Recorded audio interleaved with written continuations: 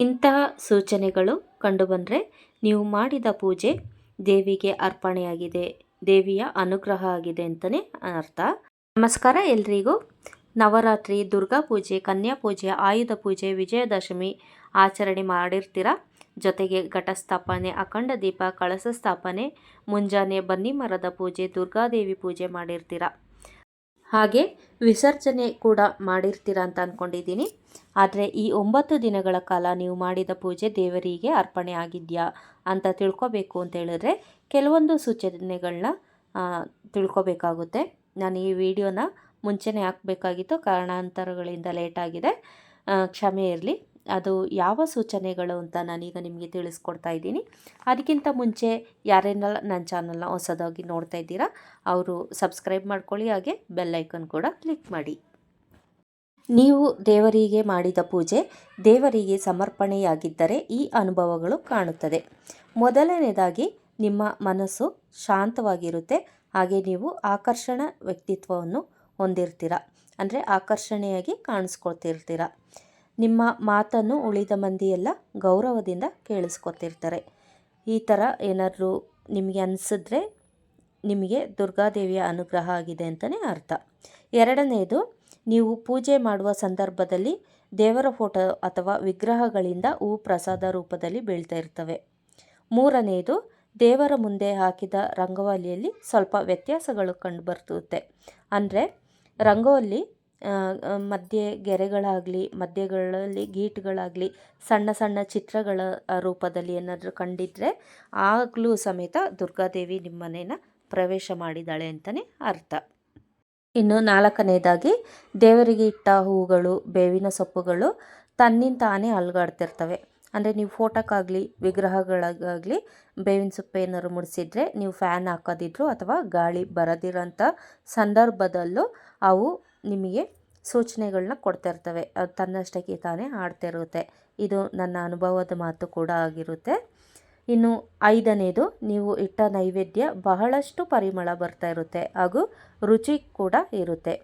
ನೀವು ನೈವೇದ್ಯ ಮಾಡೋತ್ತಿಗೆಲ್ಲ ಘಮ ಬೇರೆ ಥರ ಇದ್ರೂ ಅಥವಾ ರುಚಿ ಬೇರೆ ಥರ ಇದ್ರೂ ದೇವರಿಗೆ ಅರ್ಪಣೆ ಮಾಡಿದ ಮೇಲೆ, ನೀವು ನೈವೇದ್ಯ ಇಟ್ಟ ಮೇಲೆ ಅದರ ಪರಿಮಳ ಆಗಲಿ ಅದರ ರುಚಿ ಆಗಲಿ ಕೆಲವೊಂದು ಸರಿ ಬದಲಾಗಿರುತ್ತೆ. ಈ ಸಂದರ್ಭದಲ್ಲೂ ನಿಮಗೆ ದೇವರ ಅನುಗ್ರಹ ಸಿಕ್ಕಿದೆ ಅಂತಲೇ ತಿಳ್ಕೊಬೇಕು. ಇನ್ನು ಆರನೇದು, ನೀವು ಹಚ್ಚಿದ ಧೂಪದ ಹೊಗೆ ಅಥವಾ ಊದುಗಡ್ಡಿ ಹೊಗೆ ಇರುತ್ತಲ್ಲ, ಅದು ದೇವರ ಕಡೆ ಹೋಗ್ತಾ ಇರುತ್ತೆ. ಆಮೇಲೆ ಅದರಲ್ಲಿ ಕೆಲವೊಂದು ಸೂಕ್ಷ್ಮವಾಗಿ ನೋಡಬೇಕು. ಅದರಲ್ಲಿ ತ್ರಿಶೂಲ ಆಗಲಿ, ಗದೆ ಆಗಲಿ, ಈ ಥರದ್ದೆಲ್ಲ ಕಾಣಿಸ್ಕೊಳ್ತಾ ಇರುತ್ತೆ. ಅದನ್ನ ನೋಡಿದ್ರೆ ಮಾತ್ರ ಗೊತ್ತಾಗುತ್ತೆ. ಇನ್ನು ಕೆಲವೊಂದು ಸರಿ ಅದು ರೌಂಡ್, ಅಂದರೆ ವೃತ್ತಾಕಾರದಲ್ಲಿ ದೇವ್ರ ಮುಂದೆ ಪಾಸ್ ಆಗ್ತಾ ಇರುತ್ತೆ. ಅದನ್ನ ನೀವೆಲ್ಲ ಗಮನಿಸ್ಕೋಬೇಕು.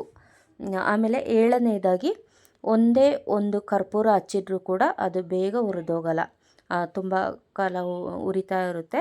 ಕೆಲವೊಂದು ಸರಿ ನೀವು 4-5 ಕರ್ಪೂರ ಒಟ್ಟಿಗೆ ಹಚ್ಚಿದ್ರೂ ಬೇಗ ಆರೋಗುತ್ತೆ. ಅದೇ ರೀತಿ ನೀವು ಒಂದೇ ಒಂದು ಕರ್ಪೂರ ಹಚ್ಚಿದ್ರೂ ಕೂಡ ಅದು ಬೇಗ ಉರಿಯಲ್ಲ. ಆ ಸಮಯದಲ್ಲೂ ನಿಮಗೆ ದುರ್ಗಾದೇವಿ ನಿಮ್ಮ ಪೂಜೆನ ಸ್ವೀಕರಿಸಿದ್ದಾಳೆ ಅಂತಲೇ ಅರ್ಥ. ಇನ್ನು ಎಂಟನೇದು, ನೀವು ಪೂಜೆ ಮಾಡಿದ ಸಂದರ್ಭಗಳಲ್ಲಿ ನಿಮಗೆ ಮೈ ರೋಮಾಂಚನ ಆಗೋದು ಅಥವಾ ಪಾದಗಳಲ್ಲಿ ತಣ್ಣನೆಯ ಅನುಭವ ಬರೋದು, ಈ ರೀತಿ ಆಗಿದ್ರೂ ಕೂಡ ದುರ್ಗಾದೇವಿಯ ಆಶೀರ್ವಾದ ನಿಮ್ಮ ಮೇಲಿದೆ ಅಂತ ಅರ್ಥ. ಇನ್ನು ಒಂಬತ್ತನೇದು, 5 ವರ್ಷದ ಒಳಗಿನ ಮಕ್ಕಳು ಅವರಾಗೆ ತಾವಾಗೆ ಮನೆಗೆ ಬಂದು ವಸ್ತುಗಳನ್ನೆಲ್ಲ ಹರಡ್ತಾರೆ. ಅಂದರೆ ಅವ್ರಿಗೆ ಏನು ಬೇಕೋ ಅದೆಲ್ಲ ತಗೊಂಡು ಆಟ ಆಡಿಕೊಂಡು ಮನೆಯೆಲ್ಲ ಹರಡೋಗ್ತಾರೆ. ಇಂಥ ಸಂದರ್ಭದಲ್ಲೂ ಕೂಡ ದುರ್ಗಾದೇವಿ ನಿಮ್ಮನೆ ಪ್ರವೇಶ ಮಾಡಿದ್ದಾರೆ ಅಂತಲೇ ಅರ್ಥ.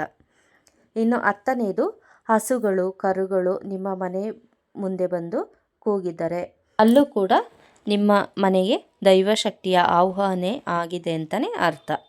ಇನ್ನು 11ನೇದಾಗಿ, ಸನ್ಯಾಸಿಗಳು ಅಥವಾ ಭಿಕ್ಷುಕರು ಈ 9-10 ದಿನಗಳಲ್ಲಿ ನಿಮ್ಮ ಬಳಿ ಸಹಾಯ ತೆಗೆದುಕೊಂಡು ಆಶೀರ್ವಾದ ಮಾಡಿದ್ದಾರೆ ಅಂತ ಏನಾರ ಆದರೆ ಆಗಲೂ ಕೂಡ ದುರ್ಗಾದೇವಿಯ ಆಶೀರ್ವಾದ ನಿಮ್ಮ ಮೇಲೆ ಖಂಡಿತವಾಗ್ಲೂ ಇರುತ್ತೆ. ಇನ್ನು 12ನೇದಾಗಿ, ನಿಮ್ಮ ಮನೆಯೊಳಗೆ ಬರುತ್ತಿದ್ದಂತೆ ಸುಗಂಧಭರಿತ ಸುವಾಸನೆ ಅಥವಾ ನೆಮ್ಮದಿಯ ವಾತಾವರಣ ಇದ್ದರೆ ಅಲ್ಲೂ ಕೂಡ ದುರ್ಗಾದೇವಿಯ ಆವಾಹನೆ ಆಗಿರುತ್ತೆ. ಇನ್ನು ನೀವು ಬ್ರಾಹ್ಮಿ ಮುಹೂರ್ತದಲ್ಲಿ ಯಾರೂ ಎಬ್ಬಿಸದೆ ನಿಮಗೆ ತನ್ನಷ್ಟಕ್ಕೆ ತಾನೇ ಎಚ್ಚರ ಆಗ್ತಾ ಇದ್ದರೆ ಅಲ್ಲೂ ಕೂಡ ನಿಮಗೆ ದೈವಾನುಗ್ರಹ ಆಗಿರುತ್ತೆ ಅಂತ ಅರ್ಥ. ಯಾರಾದರೂ ಒಬ್ಬ ವ್ಯಕ್ತಿ ನಿಮ್ಮ ಮುಂದೆ ಬಂದು ಮಾತಾಡುವ ಮುಂಚೆನೇ ಅವರು ಏನು ಹೇಳ್ತಾರೆ ಅಂತ ನಿಮಗೆ ಗೊತ್ತಾಗುತ್ತೆ, ನಿಮಗೆ ತಿಳಿಯುತ್ತೆ. ಈ ಸಮಯದಲ್ಲೂ ಕೂಡ ದೇವರ ಅನುಗ್ರಹ ಇದ್ದೇ ಇರುತ್ತೆ. ಇನ್ನು ಈ 9 ದಿನ ಅಂದರೆ ನವರಾತ್ರಿಗಳಲ್ಲಿ ನೀವು ಎಲ್ಲಾದರೂ ಹೋಗ್ತಾ ಇರ್ತೀರ, ಸಡನ್ನಾಗಿ ಯಾರಾದರೂ ಬಂದು ನಿಮ್ಮ ಎದುರುಗಡೆ ಬಂದು ಅಥವಾ ದೇವಸ್ಥಾನಗಳಲ್ಲೇ ಆಗಲಿ ಅಥವಾ ನೀವು ಹೋಗೋಂಥ ಜಾಗದಲ್ಲೇ ಆಗಲಿ ನಿಮ್ಮನ್ನ ಅರಿಶಿಣ ಕುಂಕುಮಕ್ಕೆ ಕರೀತಾರೆ. ಕರೆದು ನಿಮಗೆ ಅರಿಶಿಣ ಕುಂಕುಮ ಎಲ್ಲ ಕೊಟ್ಟು ಕಳಿಸ್ತಾರೆ. ಇಂಥ ಸಂದರ್ಭದಲ್ಲೂ ಕೂಡ ದೇವಿಯ ಅನುಗ್ರಹ ನಿಮಗಾಗಿರುತ್ತೆ.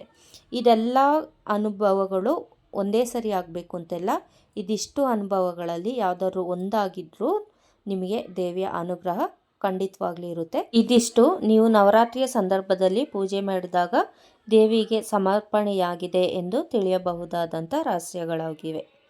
ಇದರಲ್ಲಿ ಯಾವುದಾದ್ರೂ ಒಂದಾಗಿದ್ರೂ ಅದು ದೇವರ ಅನುಗ್ರಹ ನಿಮ್ಮ ಮೇಲೆ ಖಂಡಿತವಾಗ್ಲೂ ಇರುತ್ತೆ.